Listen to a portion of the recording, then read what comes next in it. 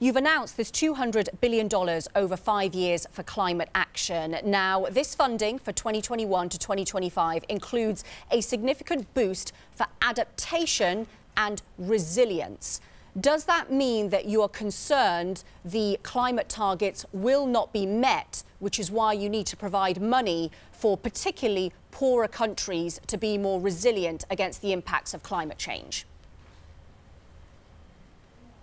We are convinced that the climate story is a development story. And yes, we see already that there are climate impacts that are affecting the most vulnerable countries and the most vulnerable people so severely that we ought to act to build a resilient future for them. Our conviction is that we have to strongly address the causes of climate change, but we also have to deal with its consequences. And this is why we are placing in our public sector finance mitigation and adaptation on equal footing.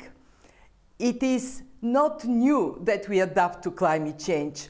As humans, we have, through our history, been adjusting to differences in weather, to different climate circumstances.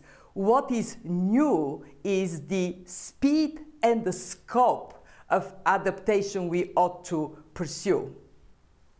And we are definitely doing it.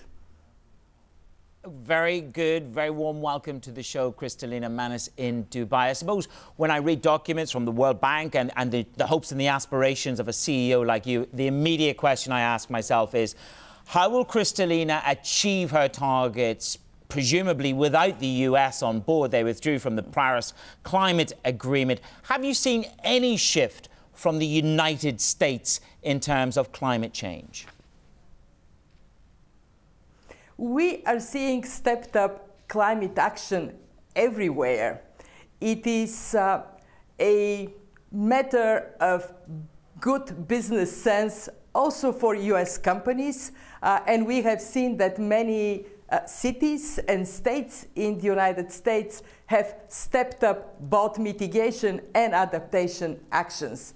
I am confident that as human race, we have the smarts to recognize that for our children and our grandchildren, we are determined we ought to act. And I can tell you that we at the World Bank are doing something very important to boost this action, and it is the analytical work we provide to countries that show that climate action is not necessarily a cost. It can be a tremendous benefit for economies. Yes, Kristalina, I'm sure you followed the developments in Buenos Aires from the G20 over the weekend. Are you concerned that the breakdown in a global order that we've seen a lot over the past year or so might make it more difficult to have real coordinated efforts on climate change prevention?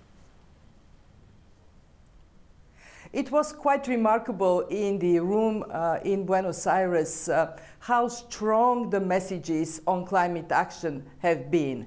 And I just want to quote the Prime Minister of Jamaica, who very clearly stated that the debate around climate is behind us. It is action that is now that we absolutely have to follow. And the comments that came around the table were, individually we cannot win this fight. Collectively we can do it. Two very important points. One, on stepping up mitigation, the understanding that we are in the new climate economy, and actually it is generating tremendous benefits in terms of investment opportunities and jobs. And two, that we are faced with a critical necessity to be resilient to more shocks that are to come. But that resilience building is also a positive development story if we do it right.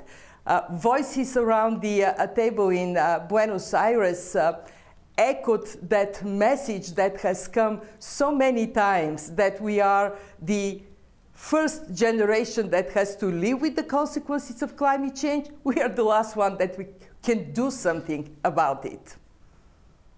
Kristalina, you were in that room. It was the G20. I circled back to my original point. What was the commitment from the US and Russia, let's say, if you had to go around the room and judge the commitment of the G20, what was the commitment of US and Russia in terms of the responses?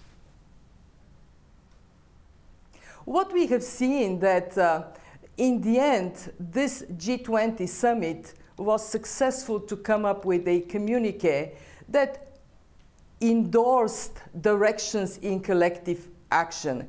And while we all recognize that not everybody is on exactly the same page or exactly in the same place of the page, there is certainly a willingness as we as international community to step up what we do. And let me tell you this, we at the World Bank are very often in a front seat, seeing the impacts of climate change on the most vulnerable countries. What we see in small island economies or in the Sahel or in the Horn of Africa is so categorical. We are determined to take that evidence and spread this around. We will have 100 million more people in extreme poverty by 2030 unless we act to mitigate, but also to adapt.